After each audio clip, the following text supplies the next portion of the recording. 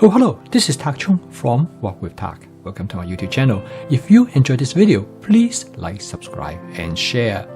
Please feel free to write me at walkwithtak@gmail.com if you have any question regarding this video or any other video that I have posted in the past. It's easier for me to reply to you through email. And if you have any video that you would suggest me to make, please let me know. I'm looking forward to hearing from you. Many years ago, I talked to a friend, and he is a chef. And he told me that being a chef, the most important thing is to understand flavor. He said a chef cooks flavor out of the natural food ingredients, whereas a cook imposes flavor on the natural ingredients. And the worst of all is that ultra-processed food destroy flavor in the natural ingredients. And he said, let me give you a very simple example. Just think about a chicken noodle soup. The best chicken noodle soup is that it is savory. It has rich chicken flavor. And the chicken broth plays a very important role. And that's why a lot of time when we cook, we always add chicken broth to most dishes. It's because the chicken broth is savory. The question then, what is savory? Now, the idea of savory is a concept that I think everybody tries to achieve in their cooking. Because when you do stir fry, the first and foremost, you want the stir fry dish taste savory. Now, the concept of savory comes from, interestingly, is a discovery made by a Japanese scientist in the early 1900s. His wife is an excellent cook. The dishes that she creates is highly flavorful. And he started to think about how this flavor different from other tastes. And he concluded that this is different from sweet, salt, bitter, and sour. And he called this flavor umami. At that time, the food that most people eat is very bland. And he reasoned that if he can discover this chemical agent, that if he can add to the food, then people will have better appetite and consequently with better health. He then started to extract these chemical ingredients from the food that his wife used to cook. After a series of experiments, he discovered this chemical is monosodium glutamate and is present in many natural food ingredients. That include different kinds of meat, mushroom, plant, and many different types of seafood. And the characteristic of this umami flavor is that it is long-lasting after you eat it. It is a complex flavor. It causes the person to salivate for it. And it makes you feel a sense of fullness. Of course, most importantly, it makes the food taste great. And after you eating it, you feel a sense of happiness, satiation that is absent in any other taste. So in 1909, Dr. Kita, who's a discoverer of MSG, he partnered with a businessman by the name of Suzuki.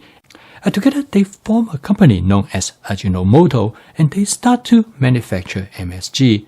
It became very popular in Japan, and then it spread to China, and eventually it became a very popular additive all over Asia, particularly in commercial cooking. So very quickly, MSG become a shortcut to improve the flavor of a dish, particularly the ingredients is not the very best.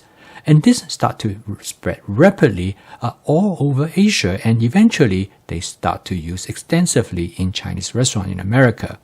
And in the 1960s, a physician by the name of Robert Koch, he wrote a letter to the New England Journal of Medicine, and he complained that he had a terrible headache after eating in a Chinese restaurant, and he believed it is due to the presence of MSG. And since then, the reputation of MSG spread widely to be something that is toxic and people should avoid.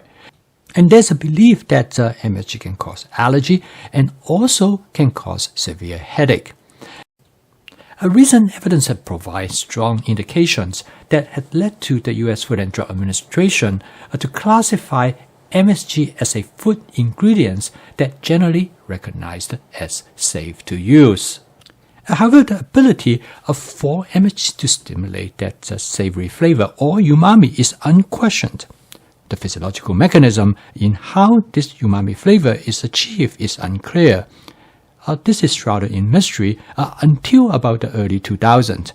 And now we know there are 5 basic tastes. In addition to salt, sweet, sour, and bitter, and umami is now a newly added basic taste.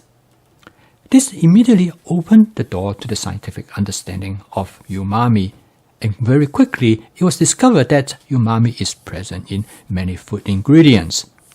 First of all, it is a most important ingredient in meat, and that's what makes meat taste good. It is also found in mushroom, and it found in many different kinds of vegetables, such as tomato, broccoli, leeks, and also many onion aromatics as well. And then umami flavor is also found in seafood, particularly in seaweed, of course, oysters as well. Furthermore, umami is also discovered in food that has been fermented. MSG is generated in many food products that has been undergo fermentation, such as soy sauce, cheese, yogurt. All of this are rich in umami flavor.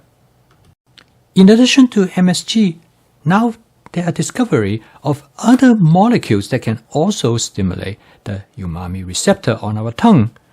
There are two very well-known ones. One is known as guanosine monophosphate. Another one is known as inosine monophosphate. Both of them has the capability to stimulate the umami receptor, but in slightly different ways. Different food ingredients contain different amount of this type of compound, and consequently, they have slightly different characteristics when they stimulate the umami receptor and causing the experience of savoriness. This leads to a very interesting ancient observation in culinary practice, that is how to match food ingredients. For example, certain type of food match better with another type of ingredients, and the end result is that it will make their taste more savory. For example, it is always well known that when you cook chicken broth, it is best to add some leek to it as well. And when you cook tomatoes, it is good to mix it with cheese. Or when you cook mushroom, it's good to mix it with onion. Now, this kind of pairing of food ingredients for a long time was not clear what the intention to be and why they taste better. Now, research has demonstrated that because different food ingredients have different level of different type of umami molecules. So the consequence is that by using different food ingredients and match them differently, they will create a different type of umami flavor, and quite often they are more satisfactory. So from a practical standpoint, how do you increase the savoriness of your dishes? Of course, the first and most direct method is to choose ingredients that are rich in umami flavor. For example, you can cook chicken with mushroom. That will enhance the umami flavor because mushroom has strong umami flavor. Or you can add onion to a tomato dish, and that will further enhance the umami flavor. Using natural ingredients is the most direct way to make the dish more savory. However, if you don't have those natural ingredients, or you want to even increase the savoriness even more, then you can add seasoning agents that are rich in umami flavor. An example that I use is my wok with tak basic seasoning mix.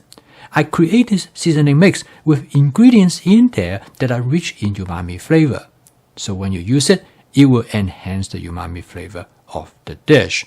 You can take a look at this video and to learn the different ingredients that are present in this seasoning mix.